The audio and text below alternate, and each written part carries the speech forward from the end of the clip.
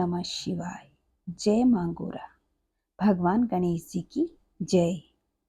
श्रावण मास में अलग अलग तरह की कथाएं सुनी जाती हैं। आज हम नंदीकेश्वर अवतार की कथा को सुनेंगे। नंदीश्वर ने शिव अवतार किस तरह धारण किया, शिव जी के प्रिय भक्त किस प्रकार बने, आइए आज हम इसी कथा का वर्णन करते हैं। सनत कुमार जी श्री नंदीश्वर महाराज से पूछते हैं कि आप महादेव के अंश से उत्पन्न होकर पीछे शिव को कैसे प्राप्त हुए। वह सारा वृतांत मैं सुनना चाहता हूँ, उसे वर्णन करने की कृपा करें। नंदीश्वर बोले, सर्वज्ञ सनत कुमार जी, मैं जिस प्रकार महादेव के अंश से जन्म लेकर शिव को प्राप्त हुआ उस प्रसंग का वर्णन करता हूँ, तुम सावधानी पूर्वक सुनो। शिलाद नामक एक धर्मात्मा मुनि थे। पितरों के आदेश से उन्होंने अयोनिज सुव्रत मृत्युहीन पुत्र की प्राप्ति के लिए तप करके देवेश्वर इंद्र को प्रसन्न किया, परंतु देवराज इंद्र ने ऐसा पुत्र प्रदान करने में अपने को असमर्थ बताकर सर्वेश्वर महाशक्ति संपन्न महादेव की आराधना करने का उपदेश दिया। तब शिलाद भगवान महादेव को प्रसन्न करने के लिए तप करने लगी।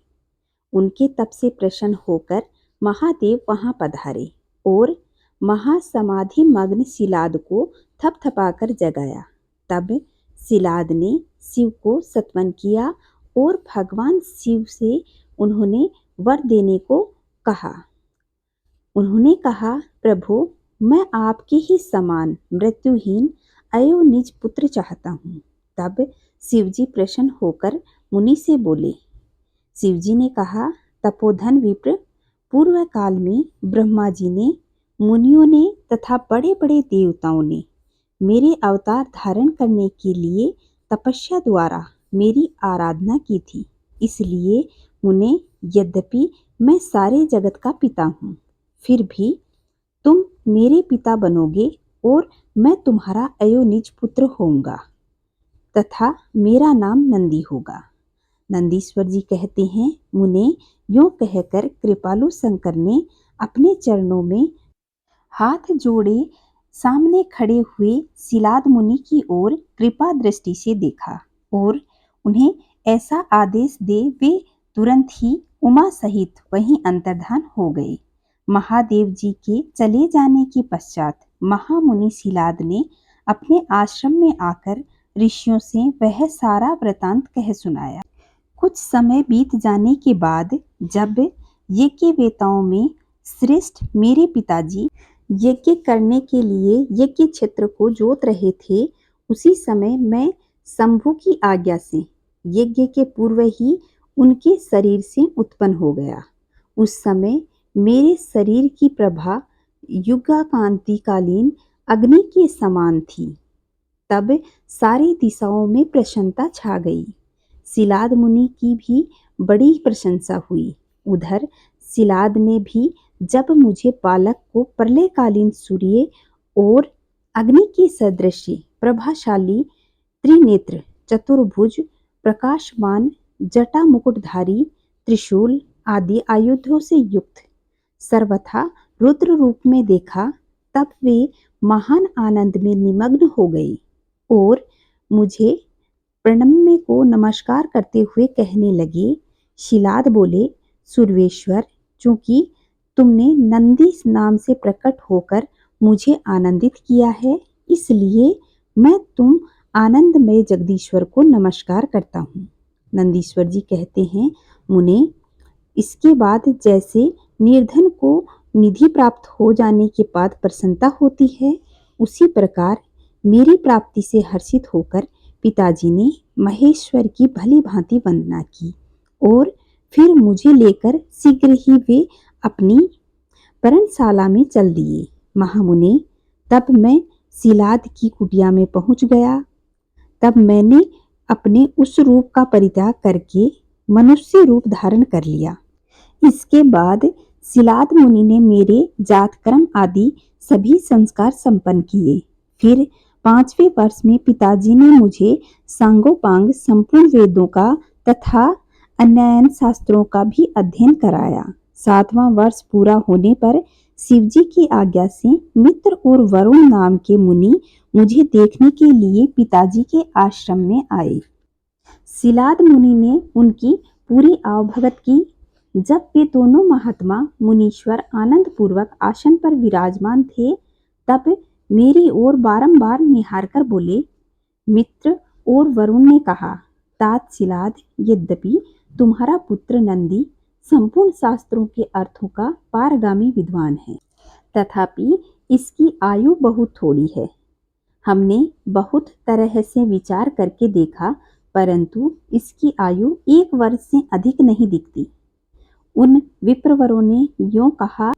तब पुत्र वत्सल सिलाद नंदी को छाती से लगाकर फूट फूट कर रोने लगे।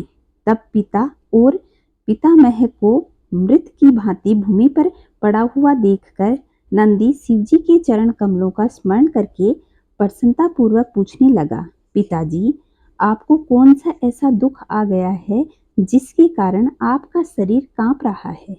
आप रो रहे हैं। आपको वह दुख कहाँ से प्राप्त हुआ? मैं इसे ठीक ठीक जानना चाहता हूँ। पिता ने कहा, बेटा, तुम्हारी अल्प आयु दुख से मैं अत्यंत दुखी हो रहा हूँ। मेरे इस कष्ट को कौन दूर कर सकता है? मैं उसकी शरण में जाना चाहता हूँ।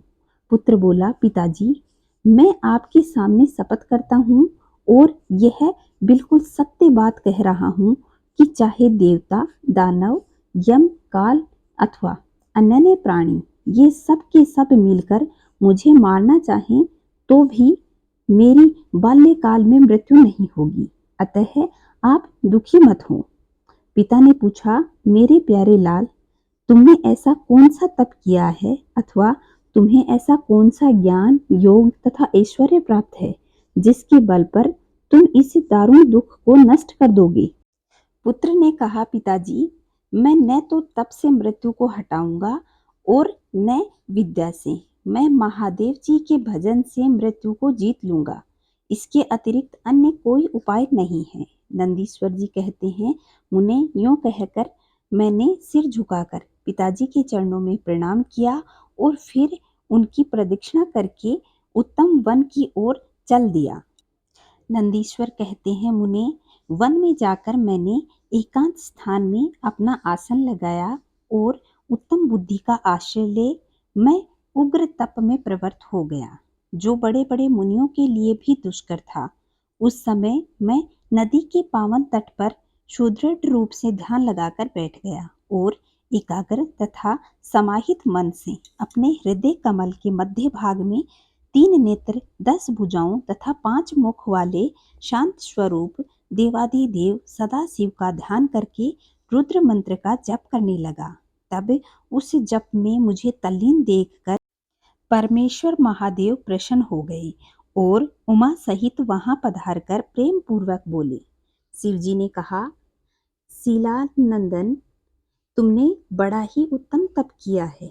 तुम्हारी इस तपस्या से संतुष्ट होकर मैं तुम्हें वरदान देने के लिए आया हूँ। तुम्हारे मन में जो भी अभिष्ट वर हो वह मांग लो। महादेव जी के यूं कहने पर मैं उनके चरणों में लौट गया और फिर बुढ़ापा तथा शोक का विनाश करने वाले परमेश्वर की स्तुति करने लगा। तब परम कष्टहारी वृषभध्वज परमेश्वर शंभु ने मुझे परम भक्ति संपन्न नंदी को, जिसके नेत्रों में आंसू छलक आए थे और जो सिर के बल चरणों में पड़ा हुआ था, अपने हाथों से पकड़कर उठा लिया और शरीर पर हाथ फेरने लगे। फिर वे जगदीश्वर गणाध्यक्षों तथा हिमाचल कुमारी पार्वती जी की ओर दृष्टिपात करके मुझे कृपा दृष्टि से देखते हुए यूं कहने लगे, वत्स नंदी, उन दोनों विप्रों को मैंने ही भेजा था। महाप्रज्ञा, तुम्हें मृत्यु का भय कहाँ से होगा? तुम तो मेरे ही समान हो, इसमें तनिक भी संशय नहीं है। तुम अमर, अजर, दुख रहित, अव्यय और अक्षय होकर सदा गणनायक बने रहोगे तथा पिता और सुहृदय वर्ग सहित मेरे प्रियजन होगे। तुम में मेरे ही समान बल होगा। तुम नित्य मेरे ही पार्श्व भाग में स्थित रहोगे तथा तुम पर निरंतर मेरा प्रेम बना रहेगा। मेरी कृपा से जन्म, जरा और मृत्यु तुम पर अपना प्रभाव नहीं डाल सकेगी। नंदीश्वर जी कहते हैं, मुने यूं कहकर कृपा सागर शंभु ने कमलों से बनी हुई अपनी शिरोमाला को उठाकर तुरंत मेरे गले में डाल दिया। विप्रवर, उस शुभ माला के गले में पड़ते ही मैं 3 नेत्र और 10 भुजाओं से संपन्न हो गया तथा द्वितीय शंकर के समान प्रतीत होने लगा। तदंतर परमेश्वर शिव ने मेरा हाथ पकड़कर पूछा, बताओ अब मैं तुम्हें कौन सा वरदान दूं? फिर उन वृषभध्वज ने अपनी जटा में स्थित हार के समान निर्मल जल को हाथ में लेकर तुम नदी हो जाओ यूं कहकर उसे जल को छोड़ दिया। तब वह जल उत्तम ढंग से बहने वाली स्वच्छ जल से परिपूर्ण महान वेगशालिनी दिव्य रूपा 5 सुंदर नदियों में परिवर्तित हो गई। उनके नाम हैं जटोदका, त्रिस्तोत्रा, वृषध्वनि, स्वर्णोदका तथा जम्बू नदी। मुने, यह 5 नद शिव के पृष्ठभाग की भांति परम शुभ हैं। महेश्वर के निकट इनका नाम लेने से यह परम पावन हो जाता है। जो मनुष्य पंचनद पर जाकर स्नान और तप करके परमेश्वर शिव का पूजन करता है, वह शिव सायुज्य को प्राप्त होता है, इसमें कोई संशय नहीं है। तत्पश्चात शंभु ने उमा से कहा, अबे मैं नंदी का अभिषेक करके इसे गणाध्यक्ष बनाना चाहता हूँ। इस विषय में तुम्हारी क्या राय है? तब उमा बोली, देवेश, आप नंदी को गणाध्यक्ष पद प्रदान कर सकते हैं, क्योंकि परमेश्वर यह नंदी मेरे लिए पुत्र के समान है, इसलिए नाथ यह मुझे बहुत ही प्यारा है। तदंतर भक्त वत्सल भगवान शंकर ने अपने अतुल बलशाली गणों को बुलाकर उनसे कहा, शिवजी बोले, गणनायकों, तुम सब लोग मेरी आज्ञा का पालन करो। यह मेरा प्रिय पुत्र नंदीश्वर सभी गणनायकों का अध्यक्ष और गणों का नेता है, इसलिए तुम सब लोग मिलकर इसका मेरे गणों के अधिपति पद पर प्रेम पूर्वक अभिषेक करो। आज से यह नंदीश्वर तुम लोगों का स्वामी होगा। नंदीश्वर जी कहते हैं, मुने, शंकर जी के इस प्रकार कथन कहने पर गणनायकों ने एवं अस्तु कहकर उसे स्वीकार किया और वे सामग्री जुटाने में लग गए। फिर सब देवताओं और मुनियों ने मिलकर मेरा अभिषेक किया। तदंतर मरुतों की मनोहारिणी दिव्य कन्या सुयशा से मेरा विवाह करवा दिया। उस समय मुझे बहुत सी दिव्य वस्तुएं मिली। महामुने, इस प्रकार विवाह करके मैंने अपनी उस पत्नी के साथ शंभु, शिवा, ब्रह्मा और श्रीहरि के चरणों में प्रणाम किया। तब त्रिलोकेश्वर भक्तवत्सल भगवान शिव पत्नी सहित मुझसे परम और प्रेम पूर्वक बोले। ईश्वर ने कहा, सतपुत्र, यह तुम्हारी प्रिया सुयशा और तुम मेरी बात सुनो। तुम मुझे परम प्रिय हो, अतः मैं स्नेह पूर्वक तुम्हें मनोवांछित वर प्रदान करूंगा। गणेश्वर नंदीश, देवी पार्वती सहित मैं तुम पर सदा संतुष्ट हुए हूँ, इसलिए वत्स, तुम मेरा उत्तम वचन सुनो। तुम मेरे अटूट प्रेमी, विशिष्ट, परम ऐश्वर्य संपन्न, महायोगी, महान धनुर्धारी, अजय, सबको जीतने वाले महाबली तथा सदा पूज्य होगे। जहाँ मैं रहूंगा वहाँ तुम्हारी उपस्थिति होगी और जहाँ तुम रहोगे वहाँ मैं उपस्थित रहूंगा। यही दशा तुम्हारे पिता और पितामह की भी होगी। पुत्र, तुम्हारे यह महाबली पिता परम परमेश्वरशाली मेरे भक्त और गणाध्यक्ष होंगे। वत्स, यही नियम तुम्हारे पितामह पर भी लागू होगा। अतः मैं तुम सब लोगों को मुझसे वरदान प्राप्त करने की आज्ञा देता हूँ। नंदीश्वर कहते हैं, मुने, तत्पश्चात महाभाग उमा देवी वर देने के लिए भी उत्सुक हो मुझे बोली कि बेटा, तुम मुझसे भी वर मांग सकते हो, मैं तेरी सारी अभिष्ट मनोकामनाओं को पूर्ण कर दूंगी। तब देवी की उस वचन को सुनकर मैंने हाथ जोड़कर कहा, देवी आपके चरणों में मेरी सदा उत्तम भक्ति बनी रहे। मेरी याचना सुनकर देवी ने कहा, एवं अस्तु, ऐसा ही होगा।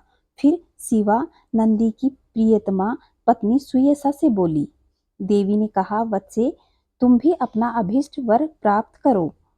तुम्हारे 3 नेत्र होंगे, तुम जन्म बंधन से छूट जाओगी और पुत्र पौत्रों से संपन्न रहोगी तथा तुम्हारी मुझ में भी और स्वामी में भी अटल भक्ति रहेगी। नंदीश्वर जी कहते हैं, मुने, इसके पश्चात शिव जी की आज्ञा से परम प्रसन्न हुए ब्रह्मा जी, विष्णु तथा समस्त देवतागण भी प्रेम पूर्वक हम दोनों को वरदान देने लगे। तत्पश्चात परमेश्वर शिव कुटुंब सहित मुझे अपनाकर तथा उमा सहित वृक्ष पर आरूढ़ हो संबंधियों तथा बंधु बांधव सहित अपने निवास स्थान को चले गए। तब वहां उपस्थित विष्णु आदि समस्त देवता मेरी प्रशंसा तथा शिव शिवा की स्तुति करते हुए अपने अपने धाम को चल दिए। बस इस प्रकार मैंने तुम्हें अपने अवतार का वर्णन कर दिया है। महामुने, यह मनुष्यों के लिए सदा आनंददायक और शिव भक्ति का वर्धक होगा। जो श्रद्धालु मनुष्य भक्ति भाव को चित्त में रखते हुए मुझ नंदी के इस जन्म, वर प्राप्ति, अभिषेक और विवाह के वृतांत को सुनेगा और दूसरों को सुनाएगा तथा पढ़ेगा और दूसरों को पढ़ाएगा, वह इस लोक में संपूर्ण सुखों को भोग कर अंत में परम गति को प्राप्त होगा। तो दोस्तों, यह थी नंदी अवतार की कथा। यह अगर कथा आपको अच्छी लगी हो तो हर हर महादेव, जय माँ गोरा अवश्य लिखिएगा। खुश रहें। जय माँ गोरा, जय भोलेनाथ।